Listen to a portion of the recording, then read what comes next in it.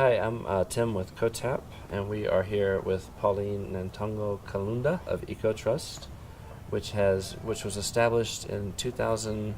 It was the late 90s, but it became an official Plan Vivo project in 2003. Okay. And so since 2003, the project has planted 2.1 million trees, and is that initial stocking density? I'm curious. Yes, that's initial stocking density.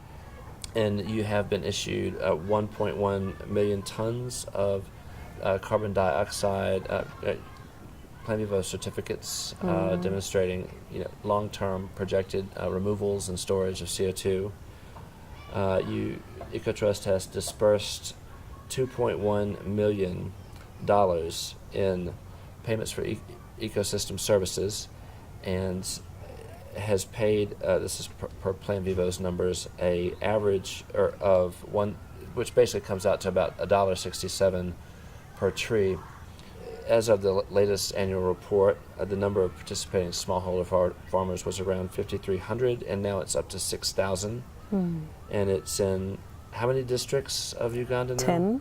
10 districts, which would 10 districts. It would be the equivalent of a state in the U.S. That's the biggest subsection, and it's all over Uganda, and Uganda's roughly the size of the state of Oregon in the United States.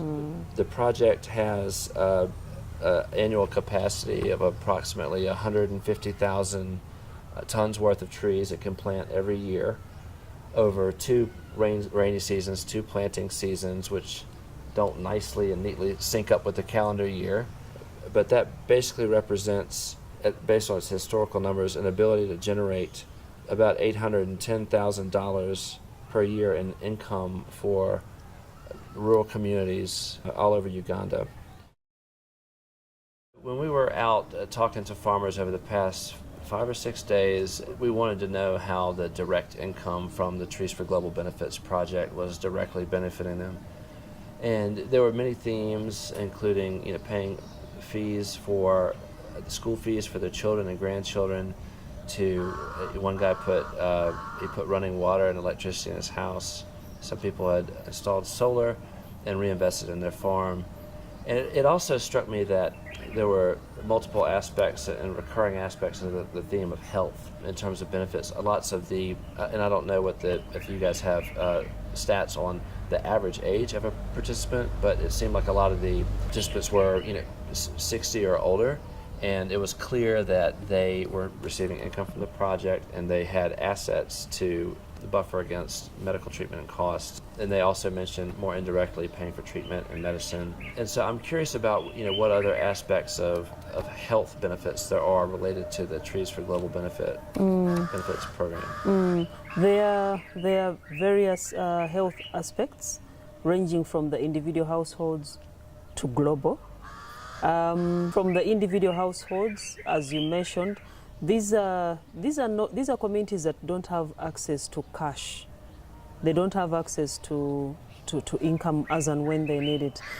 For some of them, this is the only source of income they know, that come August 2019, I will get $200. This is the only thing that they can plan for with certainty, that really the income is coming. And that makes a much bigger difference than you can imagine. Because if I fall sick now, I am able to go to my village bank, I was going to say, take out a loan, go to the hospital, pay for my illness, using my PACE agreement as collateral for the loan. I could pay earlier, or I could pay using the subsequent payment. But the thing is that the fact that I am a carbon tree farmer, the bank knows that I have a source of income, which is directly, so I can borrow to go. But then also the trees themselves are also medicinal. Most of the trees they grow have multiple objectives, but one of them are medicinal extracts. So produce medicine. So some of them they know how to use the trees to treat common ailments, but they have market days through which the every week, every community has a market day, and they sell very many things, including herbs. But those herbalists that sell, that do the concoctions, the local medicines that they produce, get their inputs from the farmers. One of the trees they grow is Prunus africana. Prunus africana. Prunus africana. Yes, Prunus africana. Sounds serious. Yes, it's a very serious tree. I'm not familiar. It is used for prostate cancer in the industrious laboratories, and for up to now they haven't yet found a synthetic equivalent. And it's a globally threatened tree, and therefore its parts can only be traded under CITES, the Convention of International Trade in Endangered Species.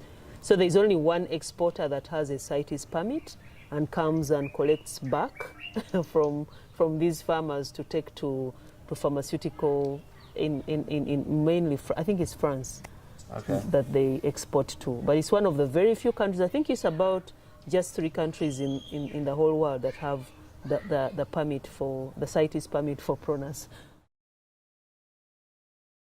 One thing I thought was interesting is that, one farmer who had income from trees, I don't know if they used that specific, carbon finance payment to buy this thing, but it was a water purification unit, and it was called Solvatin, which is actually an independent, separate carbon project, which COTAP's not involved in. But I'm wondering, it seems like a health solution that's relevant to a large number of the farmers who, because they live in rural areas. I'm curious, to what degree does Ecotrust actively market these solutions, these cost-effective solutions? Our farmers, the farmers that we work with, they also provide the social infrastructure for distributing many technologies, environmentally friendly technologies, either by ourselves or by our partners. We do distribute cook stoves, improved cook stoves, and they are not free. They buy them. The communities buy them at subsidized prices. And the Solvatin unit in particular, we have a partnership with Solvatin AB in Sweden, and some of our Swedish carbon buyers through Zero Mission, and the buyers that buy through Zero Mission. COTAP, by the way, is a Zero Mission wannabe. Very similar, very mission aligned, and smaller, but in the U.S. So what happens is that they give us those units. We invest in purchasing, through the partnerships, we invest in purchasing the units, and then they get, the farmers only pay the price of distribution. Only the cost of distribution is what the farmers pay. So we will recover back our investment from selling the carbon offsets that come from the use of those. So these are very simple solar water heaters. You just fill in with water and open up like a book, lay out in the sun, and it uses UV to treat the water. And how much water does it do at a time? 10 liters. 10 liters. So what happens is that even when you have very affordable, very cheap equipment, most of those rural communities do not have purchasing power, however low priced something is. So, but then because these people have access to a source of financing through the sale of the environmental services that they do through us, they are able to access this technology.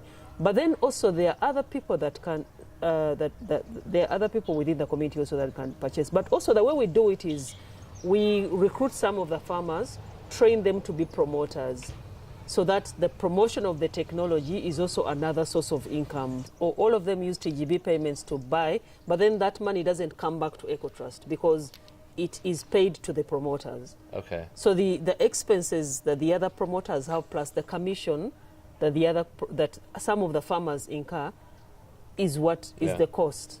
So they wouldn't have had the unit if not for the TGB? No, they wouldn't have had the unit. They wouldn't have had the purchasing power if it weren't for TGB. Okay.